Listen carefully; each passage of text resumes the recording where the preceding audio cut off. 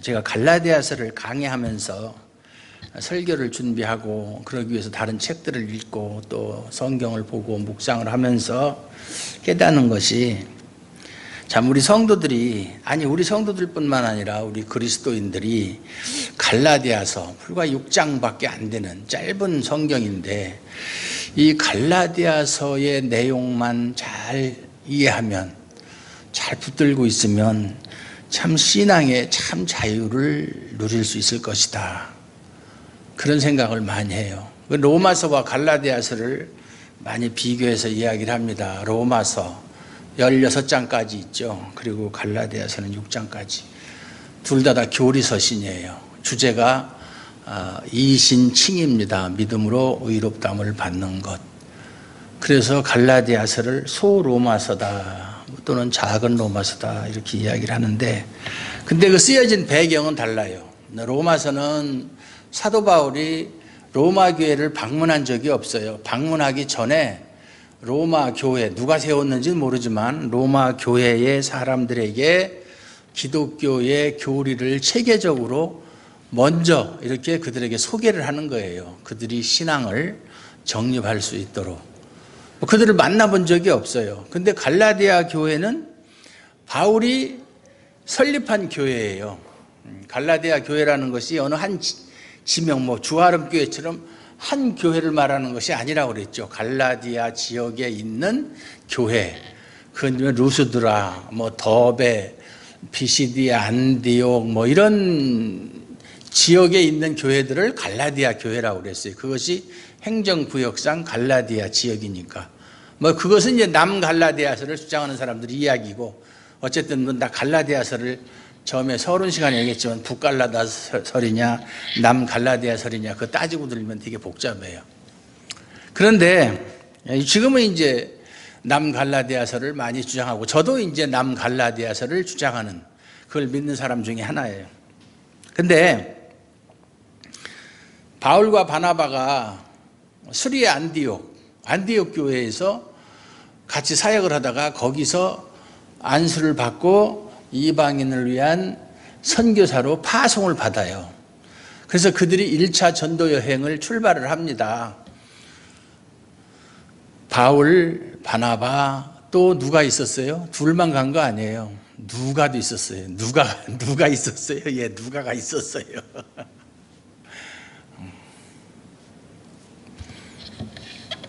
그렇게 이제 전도 여행을 떠났는데, 바나바는 전도 여행 중에 또 누가 있었느냐 하면 마가가 있었죠. 마가, 베드로의 생질.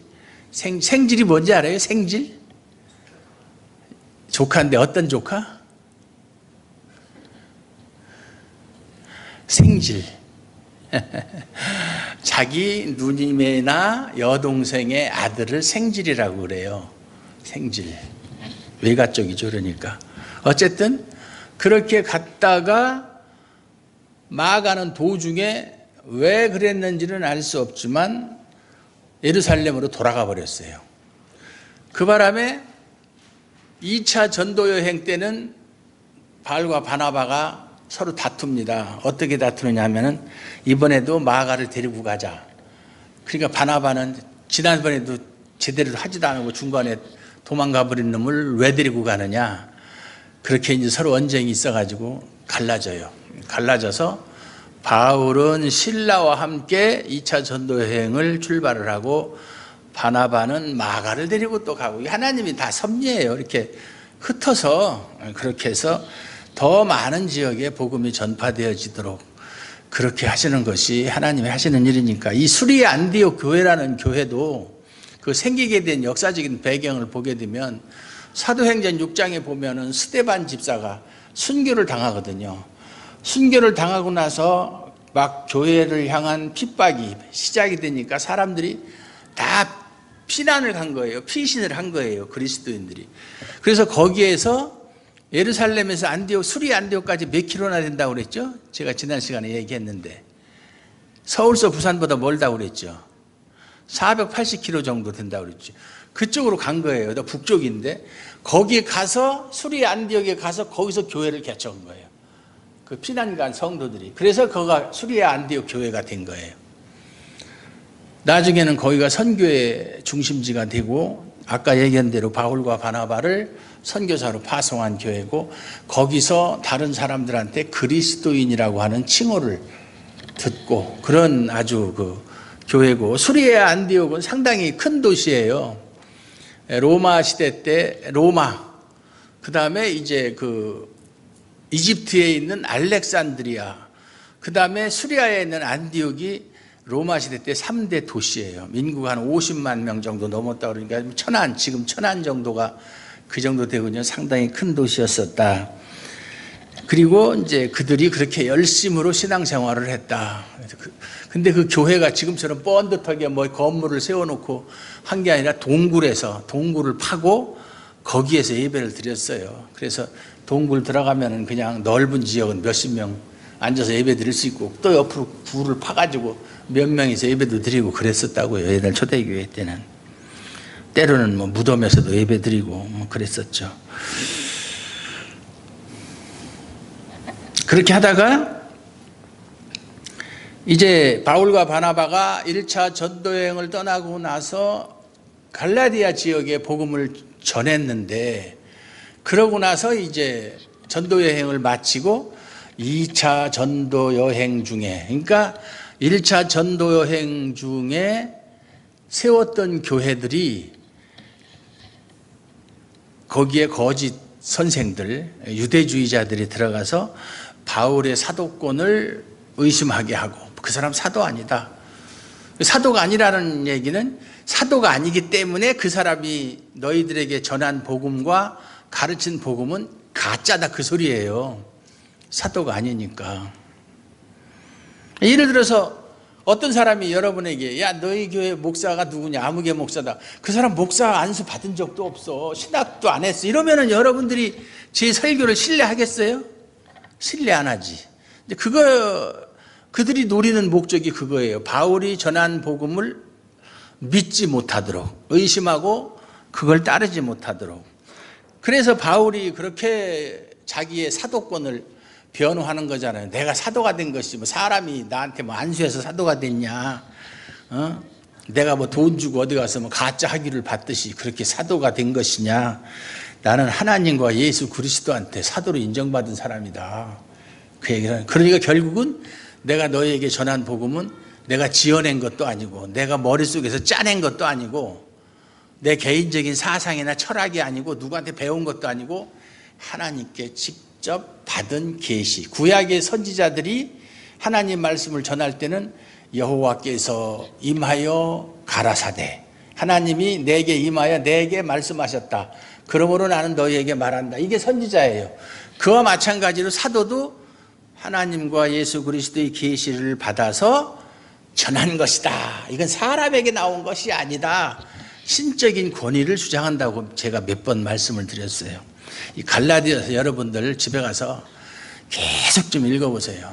계속 읽고 또 읽고 읽고 또 읽고 그렇게 해야지. 그냥 읽어보지도 않고 오늘 뭐 2장 몇 장 설교 들으면 탁 덮어놓고 다음 주일날 해서 3장 이렇게 안 돼요. 안 되는 거예요. 정말 안 되는 거예요.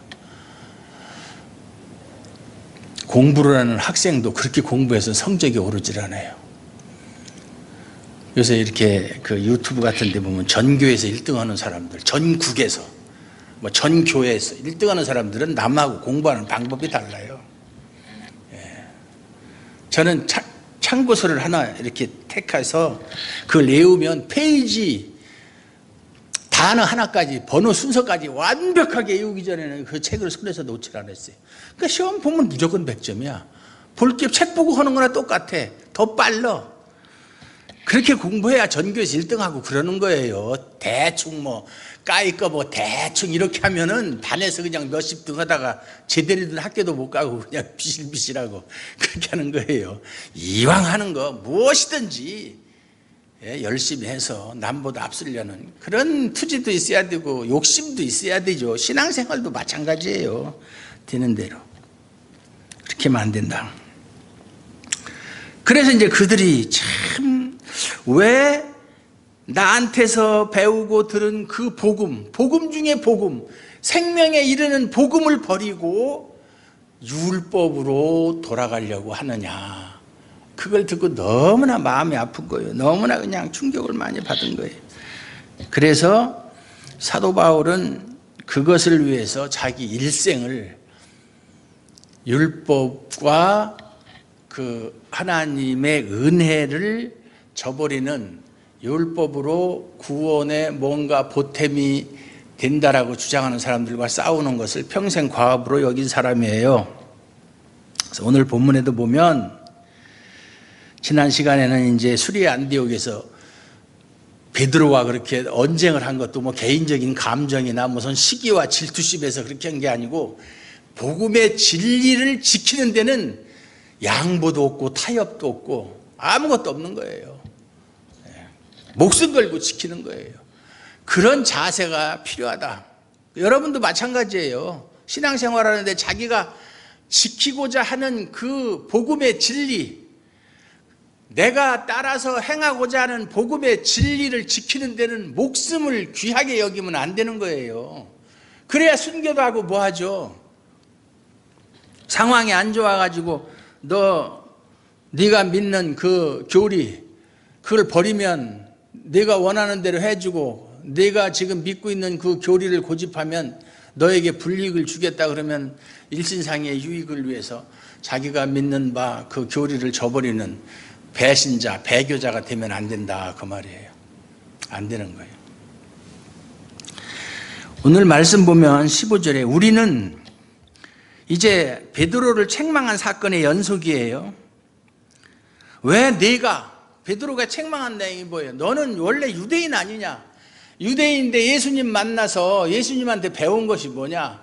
사람이 의롭게 되는 것이 율법을 지킴으로 해서 의롭게 되는 것이 아니라 예수를 믿음으로 말미암아 의롭게 된다는 것을 배우지 않았느냐? 그걸 배운 순간 너는 그때부터 유대인이지만 유대인처럼 사람들에게 할례를 받아라, 뭐 율법을 지켜라 이렇게 가르치지 않고 이방인들처럼 너도 그렇게 행동하며 그렇게 살지를 않았느냐. 그런데 왜 오늘은 그런 행동을 하느냐? 평소와 다르게 왜 외식적인 행동을 하느냐? 지금 그걸 책망하는 거예요. 지금 왜 겉과 속이 다르냐? 외식이라는 게 겉과 속이 다른 거거든요. 표리부동한 거예요. 연기하는 거라고 그랬어요. 사람에게 보이기 위해서. 그러면서 15절에 우리는 너와 나는 또는 여기 있는 유대인들, 같이 식사하던 유대인들을 포함해서 바나바까지 본래 유대인이다. 태어날 때부터 혈통적으로 유대인으로 태어난 사람들이다. 그 소리예요. 유대인이다. 아주 그걸 자랑스럽게 여기는 유대인들은 자신들이 유대인이라는 것을 최고의 자랑, 최고의 특권, 자긍심을 가지고 있었어요. 로마서 3장에 보면 유대인의 나음이 무엇이뇨? 범사에 많다. 유대인은 이방인과 비교했을 때 그 나은 것이 한두 가지가 아니다. 범사에 많은데 가장 중요한 게 뭐냐? 첫째는 뭐라고 그랬죠? 첫째가 뭐예요? 이방인과 다르게 가장 큰 유익이 뭐예요? 유대인이. 그들이 말씀을 맡았으면 뭐예요? 그들에게는 하나님의 말씀이 주어졌다. 다시 말해서 율법이 주어졌다 그 말이에요. 이방인은 율법을 알지도 못하고 율법을 들어본 적도 없고 율법을 가까이 할 수도 없었어요. 얼마나 큰 무기예요. 그래서 이 율법을 내가 하나님으로부터 받았으니까 어리석은 자를 가르치는 내가 선생이다. 율법이 없는 이방인들을 가르치는 선생이고 어둠 가운데 헤매 있는 자들의 빛이 되는 사람이다. 이런 자부심이 있었다 이 말이에요. 여러분이 그런 자부심을 가지고 살아야 돼요. 하나님에 대한 그리스도의 복음의 진리를 알지 못하고 이 세상이 전부인 것처럼 알고 살아가는 사람들에게 복음의 진리를 가르쳐주는 선생이요, 암흑 속에서 진리를 모르고 헤매는 사람들에게 내가 빛이 되는 사람이다라고 하는 자부심이 있어야 된다 그 말이에요. 그런 거 없어요? 네. 여러분들은 세상 살아가면서 TV 같은 거 이런 거 보면은 어떤 거 보면은 뭐 어떤 여배우, 어떤 배우는 무에서 재산이 수백억이고 뭐 강남 압구정에 뭐 아니면은 저기 서울 뭐 홍대거리에 무슨 빌딩을 몇 개 갖고 있고 그런 거 보면 부러워요? 솔직히 말해서 부러워요? 저는 세상을 다 가진 사람이 있어도 하나도 안 부러워. 왜 그러냐면 물론 그 사람들이 진정으로 그리스도를 믿고 거듭난 사람이라면 괜찮은 사람인데 그러지 않으면 그건 물거품이라. 그거는 아무것도 아닌 거예요. 아무것도 아니에요.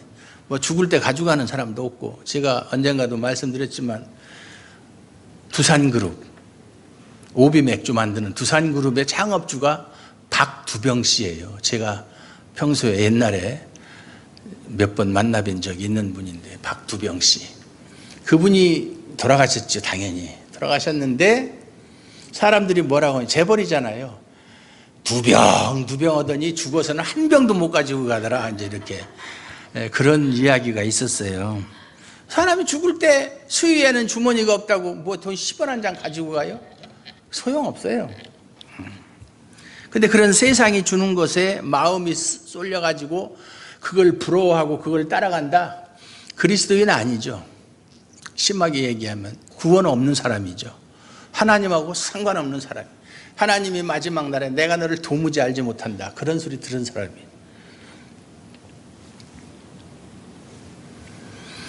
우리는 본래 유대인이다. 율법을 받았다. 그래서 유대인들은 어떻게 생각했어요?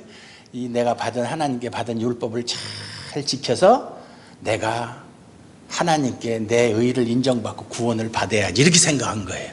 그게 착각이에요. 착각. 하나님 율법을 준 것은 이거 다 지켜서 구원받으라고 준 게 아니거든요. 뭐예요? 너희들 율법을 봐라. 이 율법을 보면 하나님이 얼마나 거룩하신 분인지 알 수가 있다. 그리고 너희들은 이 거룩하신 하나님의 뜻에 절대로 미치지 못하는 그렇게 연약하고 무능한 존재들이다. 그걸 깨달으라고 율법을 주신 거예요. 율법을. 그래서 율법으로는 죄를 깨달음이니라 그랬잖아요. 그리고 율법은 나중에 뒤에 갈라디아서에 나오지만 그리스도에게로 우리를 인도하는 가정교사, 초등교사, 옛날 성경에는 몽학선생이라고 그랬는데 몽학선생이다. 그래서 율법을 주신 것도 물론 생명에 이르게 하기 위해서 율법을 주신 거예요. 왜 어떻게? 그리스도에게 인도하는 것이니까 당연히 결국은 생명을 주는 율법이죠. 우리가 마태복음 제가 옛날에도 강의를 했어요. 5장에서 7장 산상수훈. 이 산상수훈 설교도 보면요. 사람들이 다 도덕적으로나 윤리적으로 설교를 해요. 오른손이 범죄하면 오른손을 찍어버리라. 네 눈이 범죄하면 눈을 빼버리라. 어떤 목사님이 그거 설교하면서 설교 제목을 이렇게 따랐더라고요. 오른쪽 눈을 빼버리면 구원을 얻을 수 있나? 누가 예수님이 눈 빼버리면 구원 준다고 그랬어? 그건 지 말이지. 그래서 제가 오늘 여러분들 주보를 보면 뭐 이상한 거 하나 달라진 거 없어요? 제목이 없잖아요. 제목 없잖아요.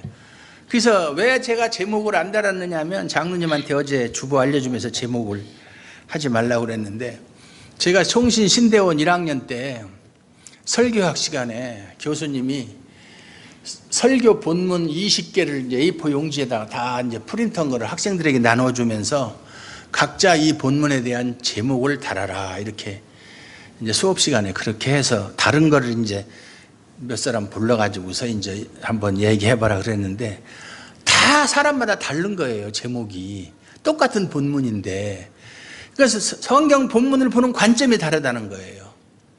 그래서 그때 제가 무엇을 생각했느냐면 이 하나님의 말씀은 영원히 변하지 않는 진리의 말씀인데 그것에다가 인간이 제목을 붙인다? 하나님의 진리의 역사를 인간이 제한을 한다? 이런 생각이 들어서 이거 제목 붙이는 거 이거 잘못된 거다 이거 이런 생각을 많이 했는데 그동안에 그걸 실행을 못했어요. 뭐 시골교회에서 할머니 할아버지들 가서 제목 안 붙이면 저 목사 이상한 목사 아니야 이렇게 생각할 것 같고 그래서 못했다가 이제는 이제 나이도 먹고 이제 갈 때도 얼마 안 남았고 그러니까 마지막으로 할 소리 좀 하자 그러고 이제 제목을 하지 말자 이런 얘기를 제가 몇몇 목사들한테 얘기했더니 나도 그렇게 생각한 적이 있었는데 우리도 하지 말아야 되겠다. 이제 이렇게 생각하고 있다 누구 한 사람 얘기하니까 이제 그때서야 용기를 얻어가지고 그럼 나도 하지 말아야 되겠다 이렇게. 그 산상수훈도 그걸 우리에게 주면서 예수님이 너희들 이대로 살아라. 그러면은 뭔가 보탬이 되는 게 있을 것이다. 아니면 하나님의 사랑을 받을 것이다. 그렇게 해서 주신 말씀이 아니라는 거예요. 봐봐라. 구약의 율법도 너희가 연약해서 지키지 못했는데 신약의 산상수훈은 더 어렵죠. 예를 들어서 구약시대 사람들은 사람만 안 죽이면 살인죄가 아니에요. 예수님 뭐라고 그러세요? 너희가 살인하지 말라 하는 말을 들었거니와 너희들 살인하면 안 된다 소리를 들었지? 그렇게 배웠지? 그런데 살인이라는 건 너희들이 생각하는 것처럼 사람을 죽이는 것만이 살인이 아니야. 형제를 마음속으로 미워하는 것도 살인이야. 그걸 어떻게 지켜요? 또 음행하는 거, 실질적으로 뭐 자기 부인 위에 다른 여자와 어떤 그런 관계를 맺는 것이 음행이지? 그거 아니야. 여자 보고 음탕한 생각 한 번만 해도 음행이야. 그 죄를 안 짓는 사람이 누가 있어요? 나 빼놓고. 그게 안 되는 거예요. 인간으로서는 할 수가 없는 거예요. 그러니까 예수님의 말씀도 그거예요. 너희 인간은 인간이다. 인간의 능력은 그만한 정도밖에 안 된다. 결코 하나님이 원하는 수준에 이를 수가 없다. 그러니까 너희가 죄인이라는 걸 깨닫고 너희들 스스로 뭐 하려고 하는 생각도 하지 말고 그런 시도조차 하지 말아라. 그럼 어떻게 해야 되느냐? 하나님 안에 여기 로마서에 보면은 이 복음이라는 거, 이 많은 기독교인들이 복음이라는 말을 얼마나 많이 듣습니까? 근데 복음이라는 말의 뜻을 정확하게 아는 사람이 별로 없어요. 이게 안타깝게도. 복음이라는 말, 여러분들이 많이 쓰는 믿음, 복음, 뭐 능력, 회개 이런 아주 일상적으로 쓰는 단어의 정확한 뜻을 아는 사람들이 많지 않다. 목사님들도 마찬가지예요. 몰라요. 깊이 있게 토론하면 이게 피상적으로만 알고 관념적으로만 알고 있어요. 지식적으로. 그게 아닌데 안타까워요. 그래서 여기 보면 지금 생각나는 데 다 얘기하려면 몇 시간 해도 부족해. 16절에 보면 우리는 본래 15절 본래 유대인이요 이방 죄인이 아니로되. 이방 사람을 죄인이라고 그래요. 이게 유대인의 관점이에요. 왜 이방 죄인이야? 그들은 율법이 없어. 하나님하고 상관없는 사람이야. 그러니까 그들은 죽기 위해서 태어난 사람이고 지옥 가기 위해 태어난 사람이야. 그러니까 죄인이에요. 사람도 아니야. 그거는 쓰레기야, 쓰레기. 요즘에 뭐 기레기니 뭐 국내기니 이런 말 많이 나오는 쓰레기야. 지옥 갈 지레기야, 지레기. 그렇지만 지금 이렇게 얘기하는 이유는 다 뜻이 있어요. 사람이 의롭게 되는 것은, 사람이 의롭게 되는 것은 이 단어가 여기 신약 성경에 처음 나오는 단어예요. 바울이 처음으로 이 소리 한 거예요. 대단해. 이거 우리는 뭐 의롭게 되는 거, 뭐 하나님께 의롭다움을 받는다, 뭐 하나님께 은혜로 이런 말 쉽게 하지만 이 말을 처음 한 사람이 누구예요? 바울이에요. 구약에도 있어요. 구약에서는 누가 그런 소리를 했죠? 구약에서는 누가 그 소리를 했겠어요? 바울과 이게 대비해서 이야기할 수 있는 사람이 누가 있어요? 구약에. 예? 다윗이에요. 다윗. 예? 다윗. 따웨이. 중국말로 따웨이. 영어로 데이비드. 옛날에 조용기 목사가 자기 형제하고 동생하고 싸우다가 꼴보기 싫다고 이름을 조용기라고 안 하고 조다윗이라고 이름을 바꿨어요. 그러니까 그걸 비난하는 목사들이 조따위 목사가 그렇게 비난한 적이 있었어요. 이름 바꾼다고 뭐가 달라져요? 똑같지. 사람이 의롭게 되는 것은 율법의 행위로 말미암음이 아니요 오직 예수 그리스도를 믿음으로 말미암는 줄 알므로, 누가? 베드로, 너나 나나 똑같이 그렇게 안다. 우리도 그리스도 예수를 믿나니, 이는 왜냐하면 우리가 율법의 행위로서가 아니고 그리스도를 믿음으로써 의롭다함을 얻으려 함이라. 율법의 행위로서는 의롭다함을 얻을 육체가 없느니라. 이게 복음의 핵심이에요. 그러니까 유대인이든, 우리는 원래 유대인이야. 율법을 맡은 유대인이야. 이방인은 죄인이야. 우리의 관점에서 보면 율법이 없어. 그들은 구원도 없어. 하나님의 은혜에서 제외된 자들이야.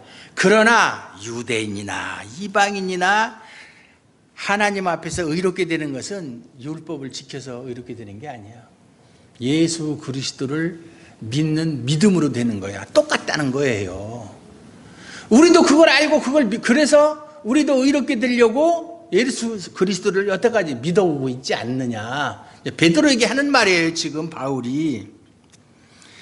그러면서 율법을 아무리 지켜봐라, 너도 잘 아다시피 율법의 행위로서는 의롭다함을 얻을 육체가 없느라. 로마서에도 3장 20절에 보면 사람이 율법의 행위로 구원 얻을 육체가 없다.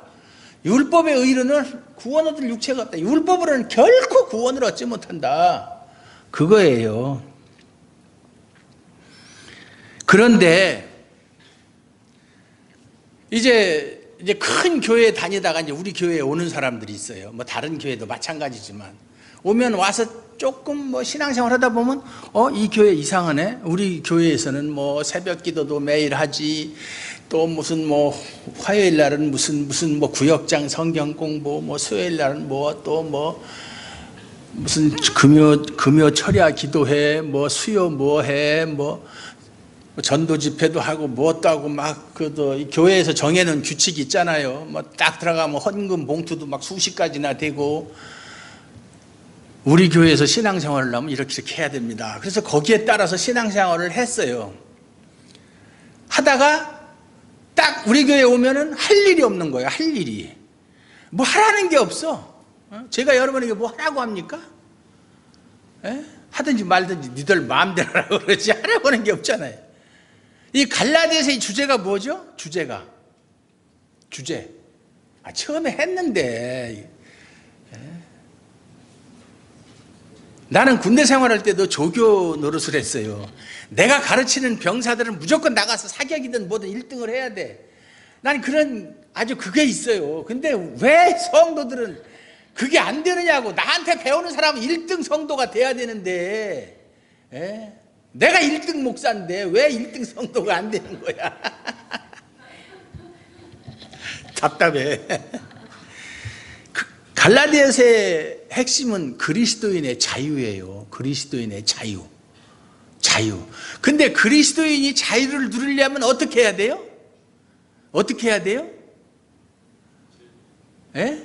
뭐 해야 된다고? 즐겨야 된다고? 오늘 지금 바로 앞에 말이 나왔잖아.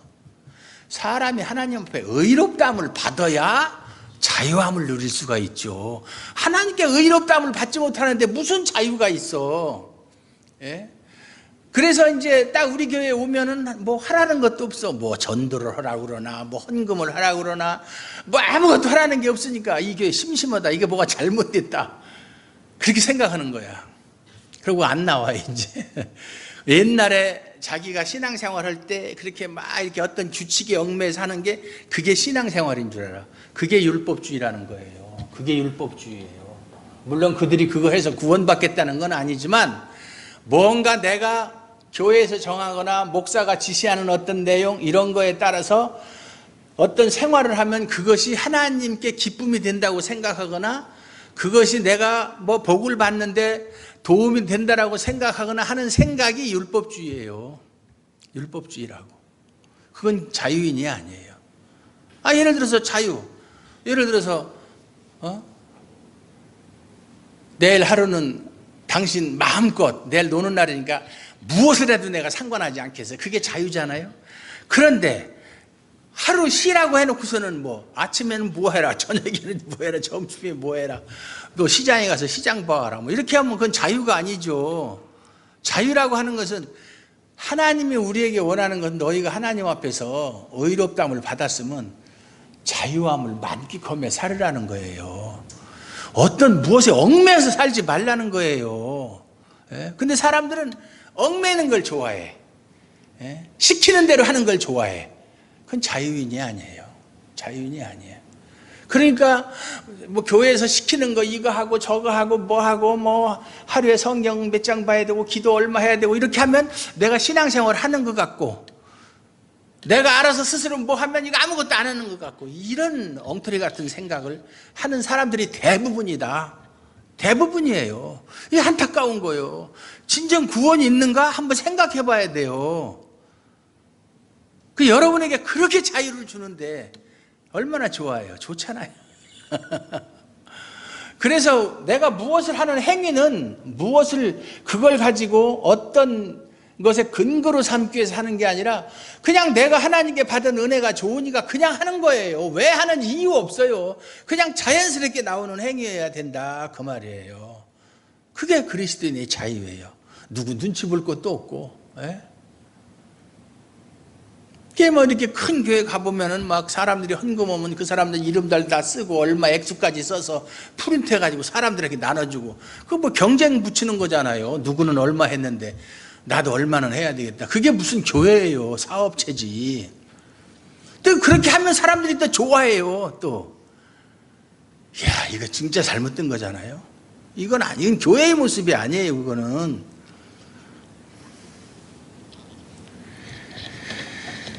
만일 우리가 그리스도 안에서 의롭게 되려 하다가 죄인으로 드러나면 그리스도께서 죄를 짓게 하는 자냐? 결코 그럴 수 없느니라.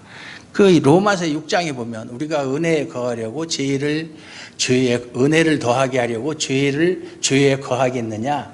결코 그럴 수 없느니라. 바울이 그래요. 그 말은 바울이 전하는 그 이신칭의의 교리를 전하면 그 반대하는 사람이 그렇게 반문을 할 것이다 라는 것을 염두에 두고 그렇게 그들이 질문하는 것에 대해서 대답한 거예요. 결코 그럴 수 없다. 지금 여기도 마찬가지예요. 바울 선생, 당신이 말하는 것은 율법의 행위는 필요 없어. 예수를 믿기만 해서 구원을 얻는다고 그래. 그러면 그 사람들은 이제는 율법 지킬 필요 전혀 없네. 아무렇게 살아도 되네. 그러다가 죄를 지면 결국 예수 믿는다고 죄만 짓는 거네. 그 소리예요, 지금 이 소리가. 그럼 예수님이 죄 짓게 하는 장본인이네? 그런 것이냐? 그런 것이 아니다. 우리가 율법의 행위가 아니고 예수 그리스도를 믿는 믿음으로 하나님 앞에 의롭다함을 받은 사람은 자유자인 것은 분명하지만 그렇다 해서 방종하는 사람은 아니다. 방종하는 사람은 아니고 이제는 하나님의 은혜의 말씀에 자발적으로 순종하는 사람이 되는 것이지, 이것저것 다 필요 없고 내 마음대로 나는 이제 구원받았으니까 내 마음대로 살겠다. 지금 한국교회 성도들이 비난받는 원인 중에 하나가 그거예요. 믿음으로 구원 받는다 그러니까 그럼 나는 아무렇게 살아도 되겠네. 그건 구원파적인 신앙이지. 그러니까 온갖 비리에 기독교인들이 안 낀 데가 없어. 목사 장로 할 거 없이 그냥 다 껴있어 그냥. 무슨 전도가 되겠어요. 전도가 되겠. 개독이라 소리나 듣고 개독 박멸. 목사라고도 안 해. 목사. 나는 목사도 아니지만 먹은 거 없어요 나는. 만일 내가 헐었던 것을 다시 세우면, 헐었던 것이 뭐죠? 율법이죠. 바울은 율법에 대해서는 뭐 흠이 없는 자, 나는 히브리인 중에 히브리요 바리새인 중에 바리새인이요, 율법을 연구해서 사람들에게 가르친 사람들이 서기관이고 그 율법을 실제 생활에서 적용해서 그것을 드러낸 사람들이 바리새인들이에요. 나는 바리새인 중에서도 바리새인이다. 엘리트 중에 엘리트라는 얘기예요. 율법에 대해서 아는 것은 말할 것도 없고 그대로 지키는 것도 누구보다 열심히 지켰다. 그런데 예수 그리스도를 만나고 나서 이것이 구원을 얻는데 전혀 도움이 안 되는 것이라는 걸 알고 그걸 버렸는데 그걸 다시 세우면 내가 나를 범법한 자로 만드는 것이다. 그러면 결국 예수 그리스도를 믿는 믿음으로 의롭게 된다는 것을 내가 스스로 부정하는 거니까, 그걸 가르치고 전한 내가 율법을 다시 시키면 그걸 부정하는 것이 되니까 내가 범법자가 되는 것이다, 그 말이에요. 이율배반적인 행동이다, 그 말이에요. 근데 실제로 그렇게 3장에서도 어리석도다 갈라디아 사람들아 너희가 성령으로 시작하였다가 육체로 마치겠느냐, 누가 너희를 깨더냐 하는 말씀이 나오는 것처럼 현대판 그리스도인들이 율법주의적으로 신앙생활하는 사람들이 대부분이에요. 율법주의적으로. 그 신율법주의라고 그러는데 뭐 성경에 나오는 율법주의적으로 하는 게 아니라, 그래서 내가 이렇게 하면 하나님이 기뻐하고 거기에 대한 대가로 뭔가 주시겠지, 보너스로. 그런 생각. 누가복음에 나오는 무익한 종처럼 내가 주님을 위해서 목숨을 걸고 일을 했어도 주여 제가 할 일을 했을 뿐입니다, 뭐 바라지 말라 이 말이에요. 주고 안 주는 건 하나님이 알아서 하실 일이고 바라지 말라 이 말이에요. 바란다고 주실 분도 아니고 안 바란다고 안 주실 분도 아니고, 그건 우리의 소관이 아니라, 너희들이 신경 쓸 분야가 아니라, 범주가 아니다 그 말이죠. 내가 율법으로 말미암아 율법에 대하여 죽었나니 이는 하나님에 대하여 살려 함. 이게 어려운 말이에요. 율법에 대하여, 율법으로 말미암아 율법에 대하여 죽었다. 율법으로 말미암아. 율법이라고 하는 것은 사도 바울이 그랬죠. 율법에서 탐심을 갖지 말라 하는 것을 몰랐더라면 내가 탐심이 죄인 줄 알지 못했을 것이다. 율법을 알지 못했을 때는 죄가 되질 않는다. 율법이 없으면. 그 현재 우리나라 법에도 죄형 법정주의라는 게 있어요. 법조문이 없으면 처벌 못 하잖아요. 그래서 흔히들 얘기할 때 그걸 처벌할 규정이 없다 그러잖아요. 법이 없다는 얘기. 법이 없으면 범죄 행위가 범죄 행위로 인정되지 않으니까 처벌할 수 없는 것처럼, 율법이 없으면, 율법이 있기 전에도 죄는 있었지만 죄를 죄로 정죄하는 것은 율법이 하는 일이다 그 말이에요. 그러니까 율법이 있기 전에도 죄가 있었기 때문에 사람이 어떻게 됐죠? 어떻게 됐어요? 죽었죠. 왜냐하면 죄의 삭은 사망이기 때문에. 그런데 사도 바울은 그 율법으로 말미암아 나를, 죄를 깨닫게 하고, 내가 율법을 몰랐으면 뭐가 죄인지도 몰랐는데 그 율법을 알므로 내가 얼마나 큰 죄인이라는 걸 깨달았어요. 그러니까 결코 그 율법으로는 하나님 앞에 의롭다함을 받을 수가 없어요. 그런데 예수 그리스도를 믿음으로 말미암아 그 율법은 이제는 나하고 상관이 없는 존재가 되었다. 율법의 정죄가 아무런 효력이 없게 되었다 그 소리예요. 율법이 나한테 요구할 게 없다. 왜? 나는 율법을 버렸으니까. 나는 율법에 대해서 죽은 사람이니까. 죽은 사람한테는 처벌할 수 없잖아요. 아무리 흉악범죄라도 자살을 해버리면 형의 소요가 소멸된다 이 말이에요. 어떻게 처벌할 수가 없잖아요. 죽은 사람 뭐 교도소 갔다가 집어쳐넣을 것도 아니고. 죄라는 건 죽은 사람한테는 아무 효능이 없어요. 효력이 없어요. 마찬가지로 난 율법에 대해 죽은 사람이니까 율법하고 상관없다고 말이에요. 그러나 이제는 반대로 하나님에 대하여는 살려 함이라. 이것이 이제 그리스도와의 연합교리예요. 연합교리. 우리 예수를 믿는 사람은 예수님과 함께 신비적으로 연합이 되어서 예수님이 십자가에 죽으실 때 나도 죽었고, 예수님이 부활할 때 나도 부활했고, 예수님이 승천할 때 나도 승천했고, 예수님이 하늘에 앉으실 때 우리도 하늘에 앉았다. 그래서 우리의 시민권은 하늘에 있는지라 그랬잖아요. 영적으로. 그게 그냥 어떤 관념적으로 그냥 추상적인 게 아니라 원리적으로 그런 거예요. 우리는 비록 땅에 살고 있지만 하늘에 속한 사람이에요. 하늘에 속한 사람. 미국 사람이 대사관들이 와가지고 있지만 그 사람은 한국 땅에 살지만 그 사람들은 미국에 사는 사람이에요. 거긴 치해복권 지역이잖아요. 미국 시민으로서의 모든 권리를 행사하는 사람들이에요. 한국 땅에 살지만, 마찬가지로 우리도 이 땅에 살지만 하늘나라의 시민권을 가진 사람들이다. 믿습니까? 근데 그거를 그렇게 지금 그게 시민권이 문제야, 그런 건 난 전혀 관심 없고 됐고 어떻게 하면 좀 더 잘 먹고 잘 살 수 있을까? 네?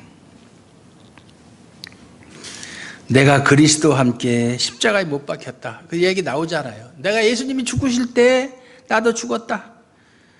그런즉 이제는 내가 사는 것이 아니요 오직 내 안에 그리스도께서 사시는 것이. 여기 보면 나라는 말이 얼마나 많이 나오는지 몰라요. 내가, 그리스도와 함께 십자가에 못 박혔느니 그런즉 이제는 내가 사는 것이 아니요 오직 내 안에 그리스도께서 사시는 것. 이제 내가 육체 가운데 사는 것은 나를 사랑하사 나를 위하여 자기 자신을 버리신 하나님의 아들을 믿는 믿음 안에서 사는 것이라. 바울의 고백이죠. 예.